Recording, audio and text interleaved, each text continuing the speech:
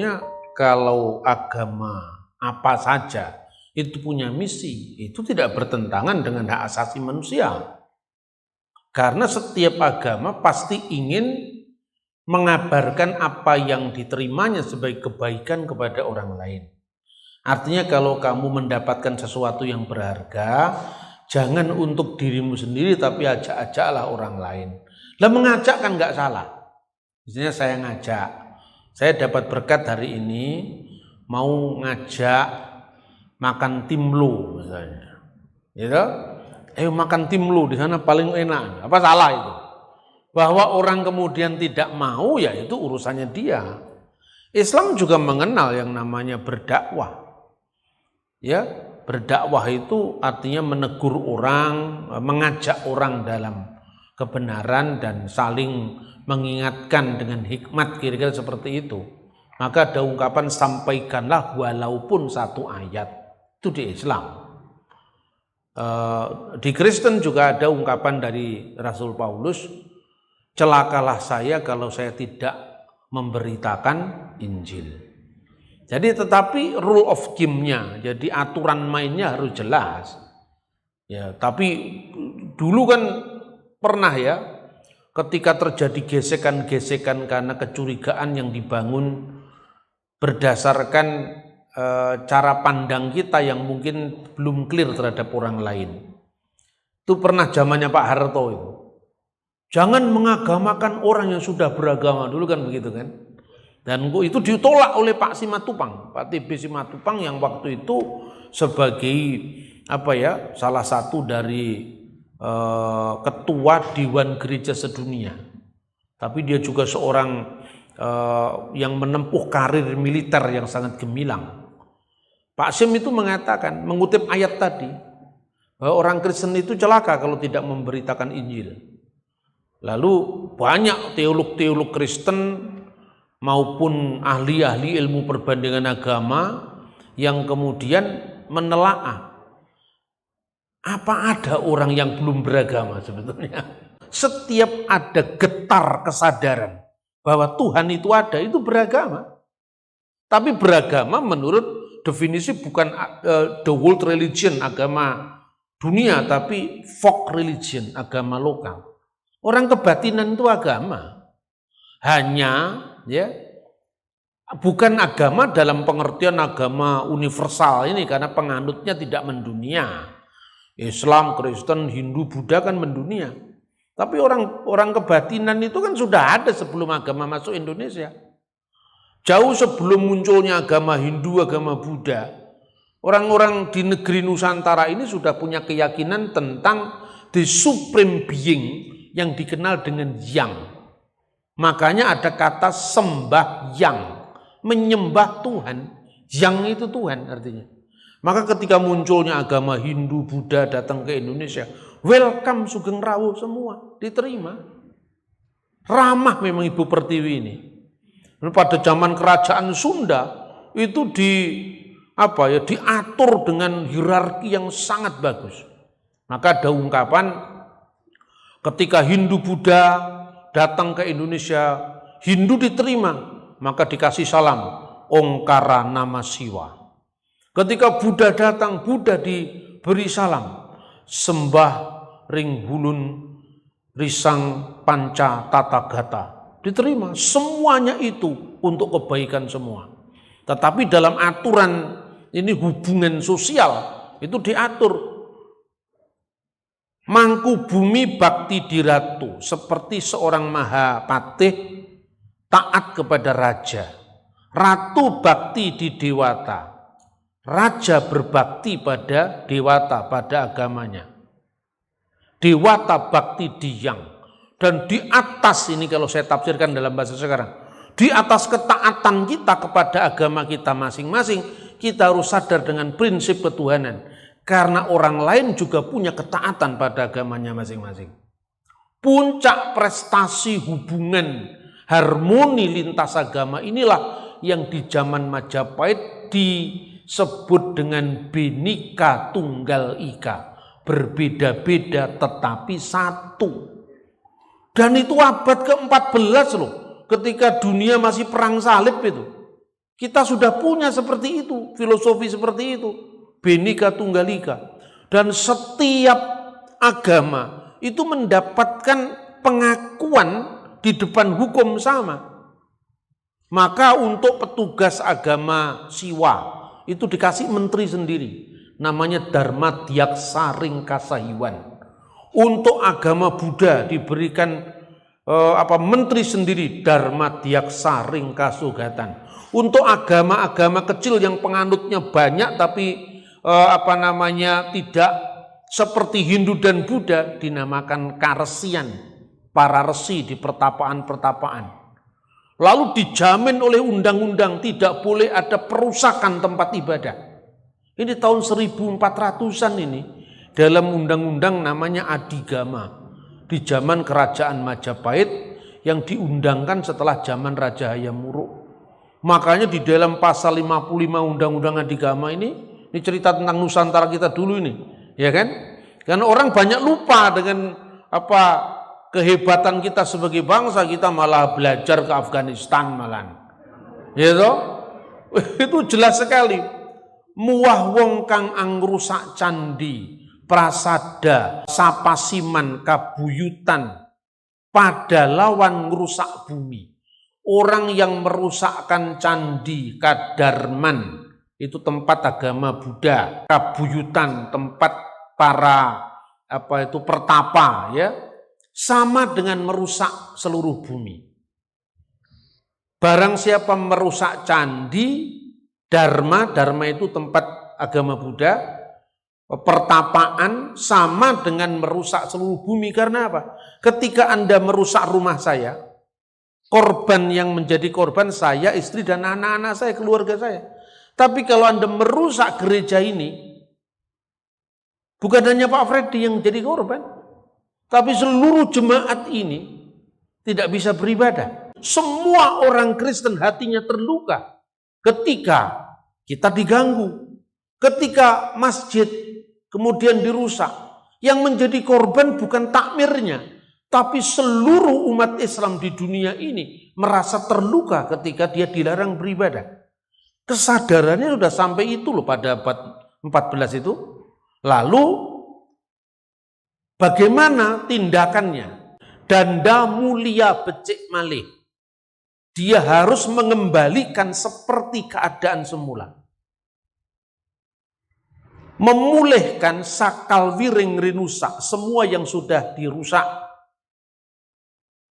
Danda rong laksa patang tali, 24.000 uang Majapahit. Wuruk sadugawe ngaranya, nama tindak pidananya wuruk sadugawe. Padahal kalau Anda merusak rumah properti pribadi hanya 4.000. Kalau merusak rumah ibadah 24.000, 6 kali lipat. Itu pada abad 14 kita sudah punya seperti itu. Bagaimana dengan kita sekarang? Nah, ya toh, maka jelas sekali kalau selama Indonesia tidak ada keadilan, kesamaan di depan hukum, maka ekstremisme agama itu akan dibalas dengan ekstremisme yang sama. Itu yang sering terjadi. Saya memang tidak terlalu respon dengan hal-hal yang sifatnya gesekan antar agama. Saya menghindar seperti itu.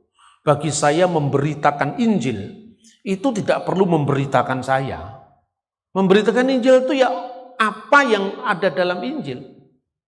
Saya menjaga agar tidak terjadi gesekan-gesekan. Maka sedemikian rupa kalau intinya Yesus ya Yesus, sudah saya sampaikan. Kenapa kita harus mengurusi orang lain yang seperti itu? Islam pun juga seperti itu. Boleh orang mengabarkan agamanya. Hindu, Buddha juga seperti itu.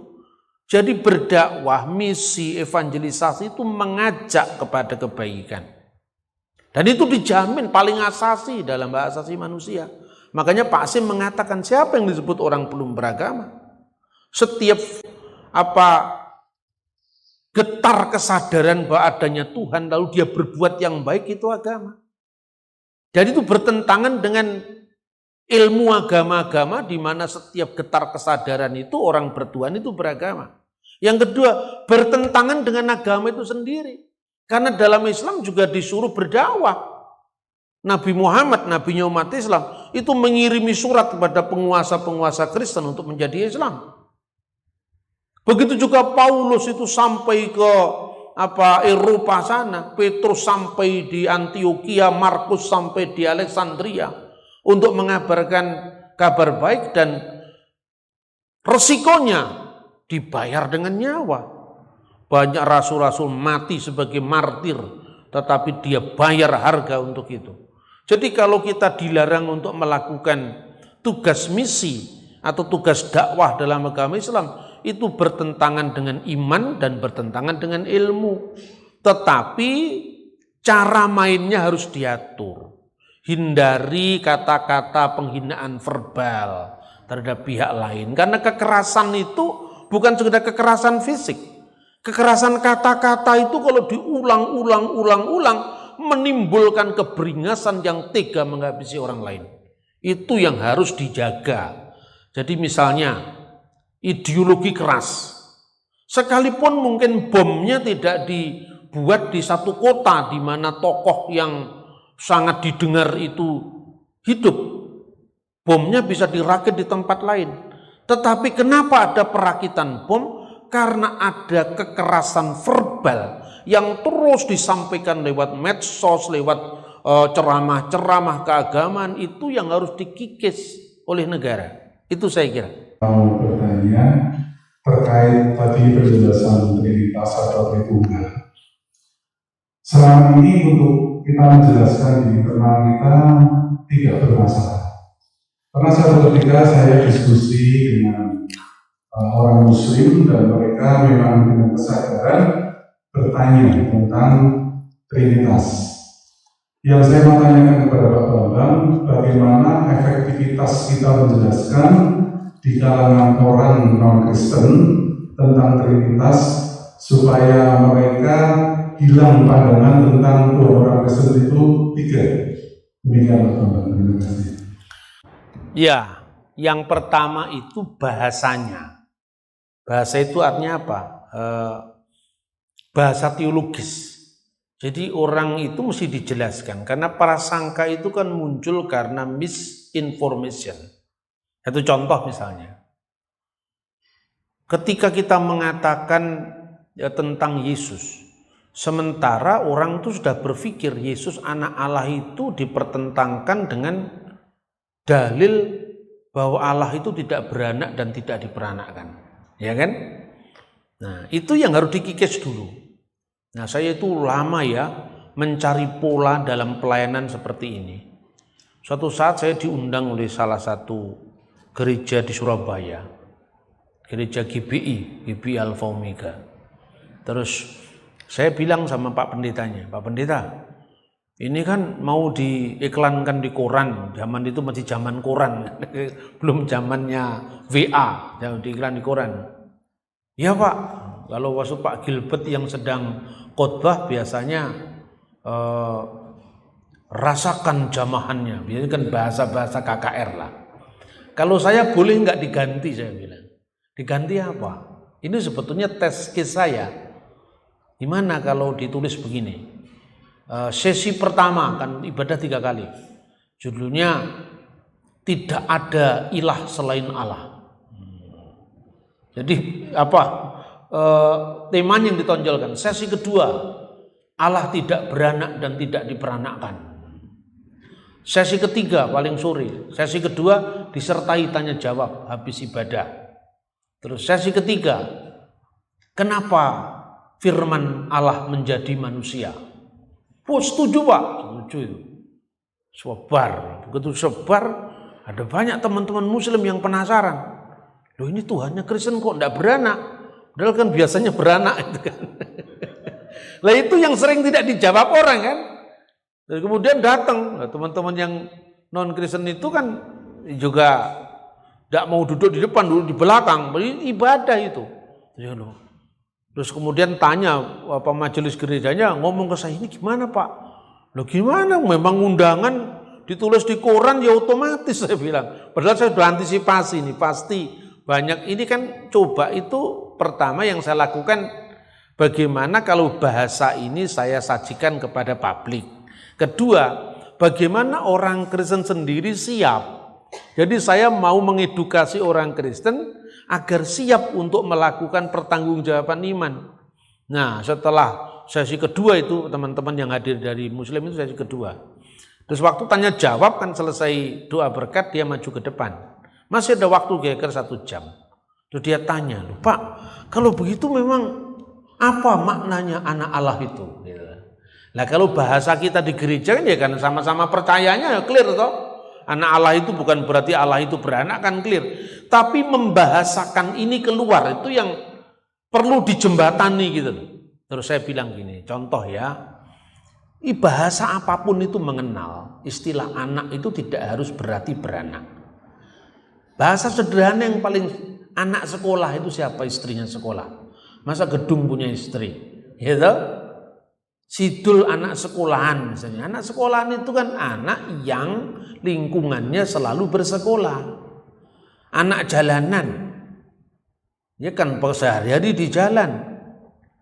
Anak tangga, anak kunci kan tidak semuanya itu berarti anak. Oke, ini bahasa sehari-hari. Kalau bahasa keagamaan bagaimana? Berikanlah zakat fitrah kepada Ibnu Sabil. Ibnu itu artinya anak, Sabil itu jalan. Secara harafiah anak jalan. Tapi itu hanya juru dakwah yang harus mendapatkan apa yang harus diterima kepada dia dalam konteks dakwah ke tujuan pertama. Karena kerjaannya jalan terus maka disebut anak jalan. Itu idiom maksudnya. Lah anak Allah itu idiom. Apakah berarti Allah itu beranak? Nah, kalau Allah itu beranak bagaimana Injil mengatakan, engkaulah anakku pada hari ini aku memperanakan engkau, masa bab Allah Bapa beranak? Yang beranak kan ibu. Karena ini bukan anak secara fisik. Lalu saya jelaskan anak itu artinya apa sih?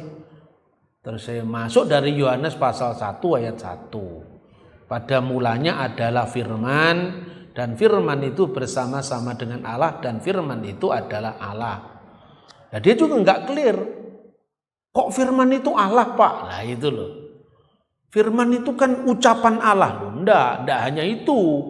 Firman itu bisa berbentuk ucapan tetapi juga adalah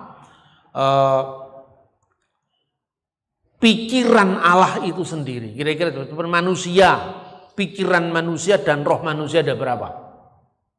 Ada satu kan? Tapi bisakah kita dipisahkan dengan roh kita? Mati. Manusia itu ketika disebut manusia kan selalu ada rohnya. Maka Allah itu esa karena dia berdiam kekal bersama firman-Nya dan rohnya. Makanya saya katakan, kamu baca kitab Taurat ini, kitab Taurat saya tunjukkan ini, bahasa aslinya ini bahasa Ibrani. Ya. Dari pasal pertama, ayat pertama seterusnya sudah bicara tentang Allah, firman Allah, roh Allah.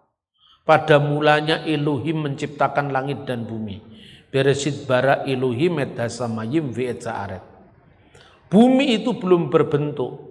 Veha aret hayyetah tohu wa bohu. Belum berbentuk dan kosong. Vehosek alfine tehom. Dan kegelapan meliputi tehom samudra raya. Wiruah Elohim, roh Allah, melayang-layang di atas permukaan air. Roh Allah itu adalah sumber hidup dalam diri Allah yang mengalirkan kehidupannya sehingga ciptaan itu ada. Berfirmanlah Allah, jadilah terang, maka terang itu jadi. Nah pertanyaannya, yang menciptakan dunia ini siapa? Allah. Bersama firman-Nya dan rohnya. Ya toh?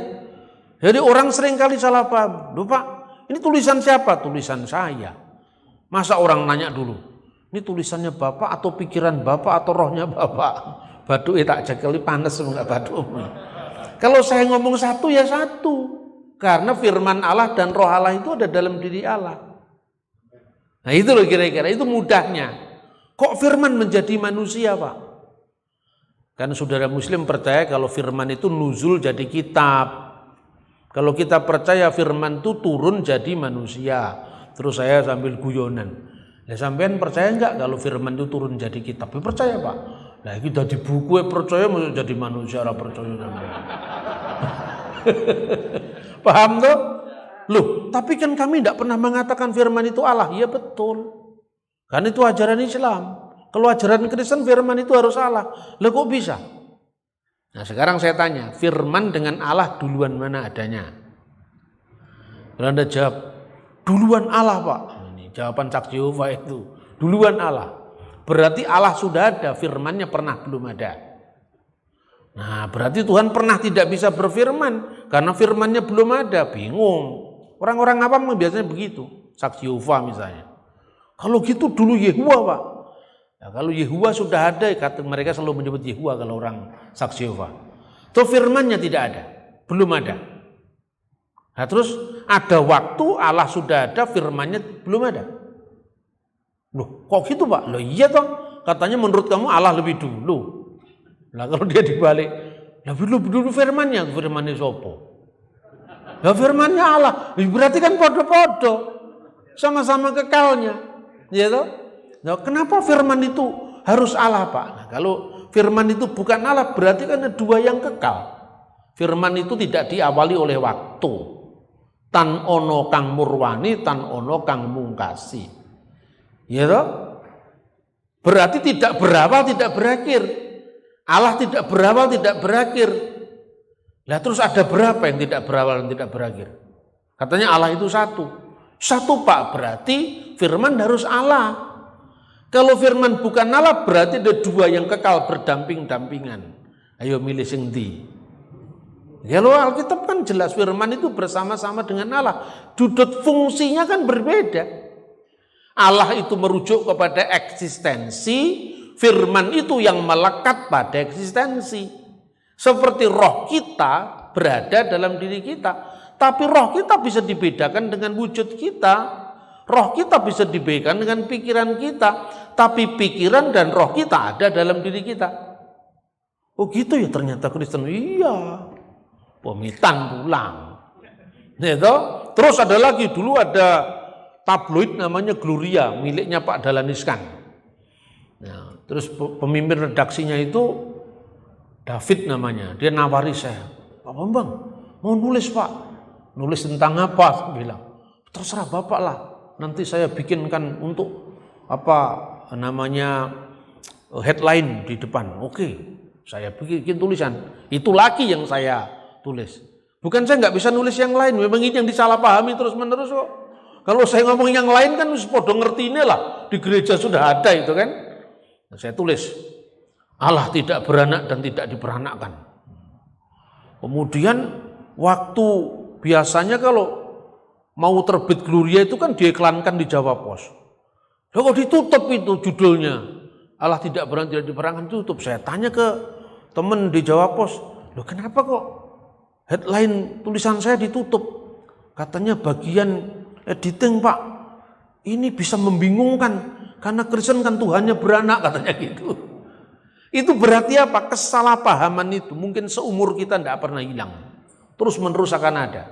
Bukankah sekarang setiap kesalahpahaman tahunan, ungkapan Natal haram, anak Allah, itu selalu muncul.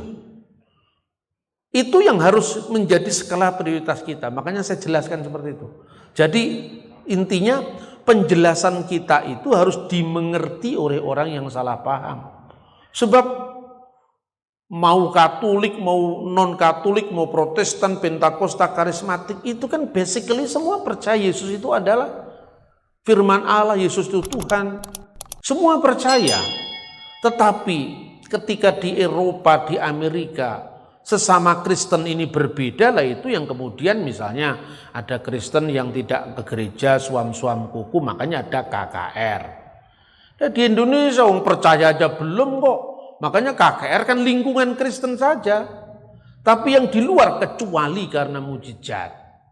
Misalnya sakit disembuhkan. Orang yang butuh ya banyak mengalami itu. Tapi kan sakit itu bukan sekedar sakit jasmani. Ada sakit rohani. Sakit rohani itu apa? Ya sakit rohani itu termasuk salah paham terhadap iman tadi. Itu harus clear.